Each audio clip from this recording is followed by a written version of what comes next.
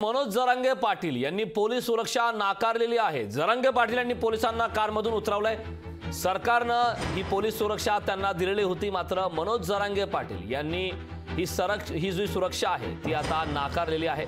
जरांगे पाटील यांनी पोलिसांना कारमधून उतरवलेलं आहे। तर सरकारनं जरांगे पाटील यांना सुरक्षा दिली होती, मात्र ही सुरक्षा आता मनोज जरांगे पाटील यांनी नाकारलेली आहे। थेट जरांगे पाटील यांनी पोलिसांना कारमधूनच उतरवल्याचा प्रकार समोर आलेला आहे। सरकारनं सुरक्षा जी दिली होती त्याला नाकारण्यात आलेलं आहे। मनोज जरांगे पाटील यांच्या नेतृत्वात महाराष्ट्रभर आंदोलन झाले। मराठा समाजाच्या मागण्या त्यांच्या नेतृत्वात मान्य झाल्या आणि मनोज जरांगे पाटील यांना शासनाने सुरक्षा देऊ केली होती, मात्र ती सुरक्षा जरांगे पाटील यांनी नाकारली।